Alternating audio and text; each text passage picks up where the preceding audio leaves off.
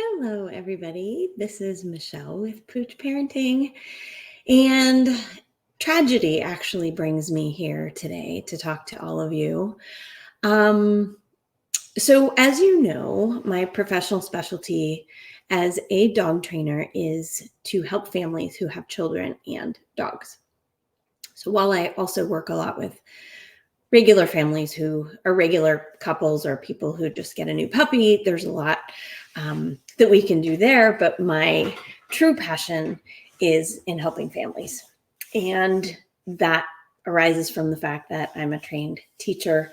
I am also a mother, and I'm a certified professional dog trainer. So helping families with kids and dogs is what I am really passionate about. And that's what I've chosen to specialize in with my business. And so yesterday, actually, when I heard about a tragedy that happened over the weekend, I knew that I needed to come on and talk to all of you because there are a lot of misconceptions and there are a lot of thoughts and judgments that people make when they hear about something like this. And I want to talk to you about it from my perspective. So the gist of what happened. Hi, Gwen. I'm glad you're here.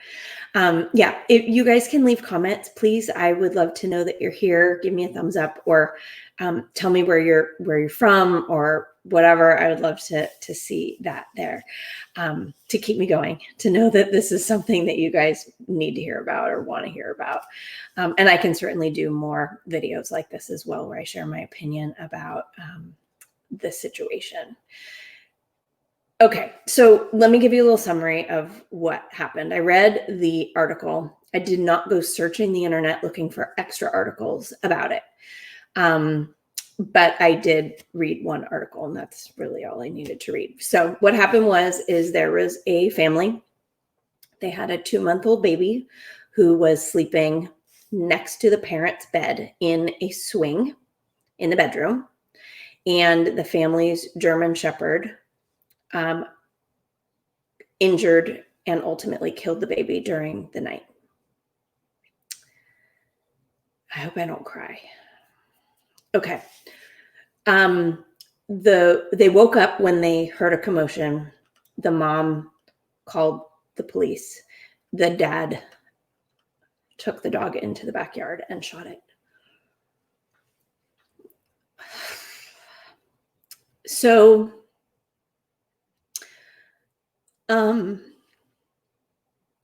this was a tragedy on 100 different fronts, on 100 different accounts. I feel horrible for the parents. They have had to endure a loss that's unimaginable. And I know that it's really easy to judge. I think that it's really common for people to judge and blame the parents. This was an absolutely avoidable accident, an avoidable tragedy, and it should not have happened, and it could have been avoided. But here's the thing. You don't know what you don't know. And you guys are connected to me, or you wouldn't be watching this video, or you're connected to someone who shares this video later. And so you are thoughtful and you're proactive and you want to do better. And I give huge kudos to you for that. But there are a lot of people who don't know that help like what I offer exists. And they just think that kids and dogs are fine. They've been fine for generations. Nothing's going to happen. Or they think my dog was my first baby. My dog would never do anything. You know, my dog's wonderful. My dog's my love. The dog is the love of my life and would never do anything to hurt me or my child or anybody who I care about. And in fact, we were having a conversation in my Facebook group called Parenting Kids and Dogs. And somebody literally made a comment that said, your dog will pick up on the love you have for the baby and will therefore behave appropriately. So there's a lot of misconceptions out there. That's simply not true. Dogs are animals. They're not mind readers. They're not people. Dogs are animals. And they have a lot of teeth. And if for some reason something happens, they will use those teeth. It is our job as adult, responsible humans, as parents, to prevent accidents like this from happening. It is absolutely our responsibility. It is not the dog's responsibility to make this choice. It shouldn't even be something that's possible. Okay, this shouldn't have even been possible. Now, Gwen, if I forget to get back to safe sleep, please prompt me again, because I want to talk about this, because I'm going to be interviewing Andrea, a sleep expert, and I'm going to bring this up and we're going to talk about it. But Gwen, if you don't mind bring this back to my attention in a moment when I'm ready for that, because it's something we have to talk about. And I would like to answer questions that people have, and I'll make a list for Andrea so that we really get to the bottom of some of the stuff. Between she and I, we're a really good combination, because I get the dog behavior side of it and she gets safe sleep side of it. But I want to go back to the parents and what the parents are going through. And I want to talk for a second about compassion. And I'm really, really sad that this happened. And I'm furious that it happened. But I am not going to pile on guilt to these poor people. Even though it was avoidable, they were probably suffering from lack of sleep. It's possible that a 2-month-old baby was in a phase of its life where it was colicky or had reflux. And by sleeping in the swing, which I'm not going to say whether that's safe or not, I'm going to interview a sleep expert about the safety of that. So I'm going to leave that to the pros. But these parents were probably so desperate and so tired. Unless you are a parent, you do not fully understand the actual pain that you can feel from being so overwhelmingly tired that you feel like you would do anything just to get a few hours of sleep. And it's possible that they were feeling that and they were experiencing that. And that's why the baby was in a swing. But the fact remains, and something that we are not going to ignore or avoid, is the fact that the dog should not have been loose in that room in the first place. So again, you're all here because you care about this. You want to do better. You want to be better. You want to avoid accidents like that. And I love you for that. We need to get the word out that support like this exists. Okay. I devote my time and energy into helping families avoid situations like this. I've got a membership, which opens a couple of times a year, and that's ongoing support. It's one part support group and constant support over the developmental changes of your child and your dog. And it's one part dog training, because again, there are constant changes that happen with your dog as you're growing your family. So maybe your dog dashes through the door. Maybe your dog now barks and interrupts nap time. Again, this goes back to sleep, right? We can't have our dog driving us crazy. Maybe our dog embarrasses us in public and we have all this guilt over the fact that we're not parenting our dog the way that we used to. So my membership, which you can get information at safekidsandogs.com, you can get on the wait list. I highly recommend that. It's ongoing support. Gwen can talk about that. She can speak to my skills as a compassionate and passionate trainer who wants your family to thrive together. I want you guys to love each other. I want you to love living with your dog again. And that's really hard to do without a parent coach on your shoulder. I mean, I'm right there. I'm there. I answer questions all the time. We are an amazing support group. Okay. I want to address options for families in terms of sleep for the dog. There are people who believe that because the dog has slept in their room up until the point when the baby's about to be born, that the dog should remain in their bedroom. And if that's the case, and you really, really want your dog in your bedroom, fine, keep your dog in your bedroom, but then the baby cannot sleep in your bedroom. The baby needs to sleep in another room with the door closed. Because if you're asleep, you're not watching, you're not supervising. Just being in the same room is not good enough. And I can't tell you the number of times that I've gotten phone calls and urgent emails from people saying, I wish I knew about you sooner.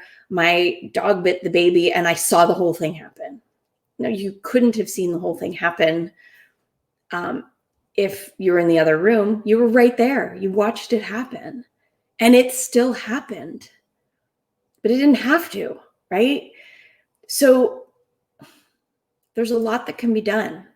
And for those of you that are proactive enough to be here before your baby's even born, God, I'm so proud of you. But there's a lot to be done. And you need a coach. You need a dog trainer to guide you. I've got some free blog posts on poochparenting.net. There are things that tell you, I think one of them's called 6 behaviors to teach your dog before a new baby comes or something like that. Go ahead and get that. But if you don't know how to actually train those behaviors, then you need me or you need more support from a professional trainer somewhere who can help you get there. So there's a lot to be done. And there's a lot more than just introducing your dog and baby when they come home from the hospital. And then because that went well, then now you're in the clear, because that's absolutely not the case. That's not true. It's not that simple. This is a daily, hourly, monthly, yearly commitment that you are making to your child and to your dog. You're telling your dog, I love you enough that I'm not going to let you make a mistake that is life-threatening either to my child or to the dog itself. Okay? When a dog makes a mistake, like a simple nip, getting into the garbage, eating something that it shouldn't eat, these are potentially life-threatening events. Now, if the dog does something actually damaging to a human, there's a very good chance that dog will be euthanized or turned into a shelter, which could result in any number of different things. Now, if I can help keep dogs in their home where they're supposed to be and keep them out of shelters where they shouldn't be, or help families rehome the dog to a family where there's less stress in the environment, that's what I want to help people do. And I'm going to do it with my whole heart. I'm going to help you. I'm not going to judge you. And I'm really frustrated that this happened to these parents. And part of me is really mad at the parents for not knowing, but it's not their fault that they didn't know, because you don't know what you don't know. And so that's why we need to help people understand the stakes. Now, here's the thing. And this is what I want this to be normal, okay? You go get prenatal care. That's normal. You get your teeth cleaned. That's normal. You get your kids vaccinated. That's normal. You take your puppy for a well puppy visit. That's normal.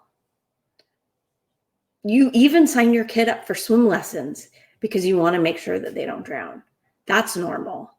But what should also be normal is working with somebody like me. Because if I can prevent literally a life and death situation, wouldn't it be worth an $85 consult? Yeah, I think so. It's a lot cheaper than an ER visit. And I can do a lot in an hour with you. And I can do a lot more in my membership. I can do so much more in my membership. You'll have a dog you love living with again. Okay, Gwen, I remembered. I want to talk about sleep. So I have an interview lined up with a sleep specialist. And we're going to talk about safe sleep. I want to know, the science has changed since my kids were little, and there's a lot that I don't know anymore. And I'm going to talk to her about safe sleeping. Is it safe to co-sleep? Is it safe for your kid to be in a swing? Is it safe for any number of things, for your kid to be in its own room? We're going to talk about that because I'm not going to express conjecture because I don't know. Gwen, I know you probably know, but safe sleep education is something that we're going to talk about. And if you have questions about safe sleep, for you too, by the way, because without enough sleep, you're useless as a parent, because it literally just hurts to exist when you're so painfully tired. And I know that because I'm a mom. There are a lot of dog trainers that are moms, but a ton of them are not. And the advice you're going to get and the compassion you're going to get from them is going to probably be a little bit different. Let me share what Gwen says here. I think that's really important, Gwen.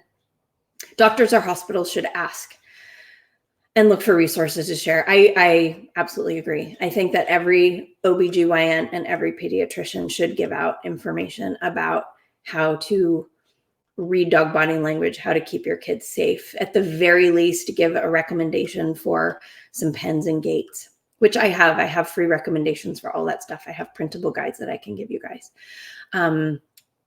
Those are Band-Aid solutions. There's a lot more to parenting kids and dogs and keeping babies safe than baby gates. But I'm telling you, those are absolute lifesavers, because you have to be able to pee. You have to be able to make dinner. You have to be able to deal with the mountain of laundry that's going to happen when you're the parent of kids and dogs. And you can't have your eyes on everybody 100% of the time. It's absolutely impossible. So what are you going to do about it? Right? So again, working with somebody like me can help you come up with a plan so that you can literally just get through the day. I agree with you, Gwen. When you guys are done watching this video, or if any ideas come up, or if you're watching this video later on replay, please pop safe kids and dog sleep related questions into the chat. I can address the dog ones. I can give you a ton of ideas about where a dog should sleep, how you should get them used to it, when you should start that routine, right? I do think, yes, your dog could sleep in your room with you. But how are you going to do that? Well, you can put a pen around the dog bed for one. I would actually be much more comfortable with 2 layers of protection, a pen around a pen with a gap in between, or even using baby gates and other things in combination. I mean, there's a variety of things that you can do. If your dog is crate trained, your dog can sleep in your bedroom. Absolutely. As long as they don't typically try to break out of your crate, right? But having doors and barriers in place is crucial to keeping everybody safe. And I don't want to see accidents like this keep happening over and over again. These poor parents were probably sleep deprived. They were tired. And the ultimate tragedy happened because they were not supervising. I don't know anything about this dog. The article said that the dog had been well trained and had never had a problem in the past. So you need to understand that dogs often are triggered by things that we may or may not understand. I don't know if the swing was in motion or if the swing was still. I don't know if the baby startled during sleep, as young babies do. But all of those kinds of quick motions can trigger the predator-prey instinct in dogs. I don't know that that's what happened there. I don't know because I wasn't there. And I'm not going to offer too much conjecture, except that we should probably use this as a cautionary tale that they had no reason to suspect something bad would happen. And it did. And they paid the ultimate price. They lost the 2 loves of their lives because they took a chance. And it's not worth taking a chance. And so I think it's our responsibility to let people know that help exists and that people should get it while they're pregnant or in the process of adopting a baby before the baby even gets home.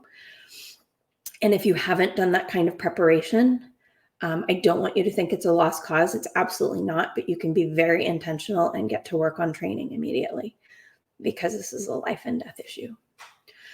So I'm sorry to talk about something so sad and so tragic, but there are no excuses. Ignorance can get you so far, but you need to do better if you're going to raise a human and grow it up into a successful adult. You have to do better. And I would be happy to help you do that. Ultimately, when I do release my guest interview with the Safe Sleep Educator, it will take place most likely in my free Facebook group. And I'm going to also share it in my membership. But my free Facebook group is called Parenting Kids and Dogs. Please fill out the membership questions if you'd like to join. And I will probably release the whole interview in that group. If you're a dog trainer, that group is not for dog trainers, it's for parents. But if you want to see it because you want to coach your clients, please send me a message and I'll make sure that you have access to watching that interview because I think we need to spread the word as much as possible. So I thank you for listening. I hope this wasn't too preachy. I have a lot of feelings about it. I have a lot of compassion for those parents and so much sadness for them and for the dog.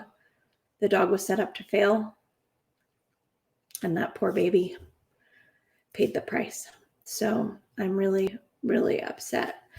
Let me see. One more comment here from Gwen.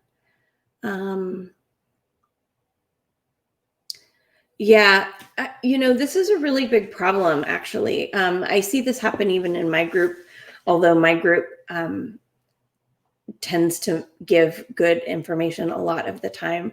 When you have the blind leading the blind, it's really important that whoever is running those groups is an expert, is actually a subject area expert, and can step in and moderate those kinds of things. I did ultimately close the comment thread on the post that was talking about this thing. I couldn't, like, I woke up in the morning and there were a ton of comments that were kind of weird and inappropriate. And so I just closed commenting. Thank you, Gwen. I appreciate your endorsement very much. I know that you're very intentional and very savvy about doing well with your dog, and you're really careful about safe sleep and parenting and strategies. Yes, a 2-month-old infant was killed by the family's dog during the night while they were all sleeping in the same room together. Yeah, so that's what we have been talking about, and how avoidable it is and what people can do to prevent accidents like that. So again, I would strongly encourage you guys to get on my waiting list if that's something that you are interested in. Let me just see if I have it saved here. Here it is. Let me show you that. For ongoing support, there's absolutely no reason that you need to parent your kids and dogs in a vacuum when you have somebody like me who can help you along the way. We really focus a lot on problems that are very focused on families who have kids and dogs. And I bring in guest experts a lot, even for fun family activities like safe hiking with kids and dogs. I have an expert coming on for that soon too. That's a spoiler alert, by the way.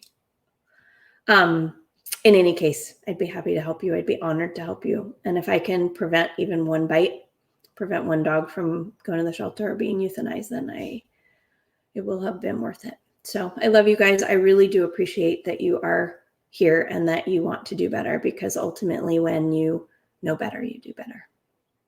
All right. Take care.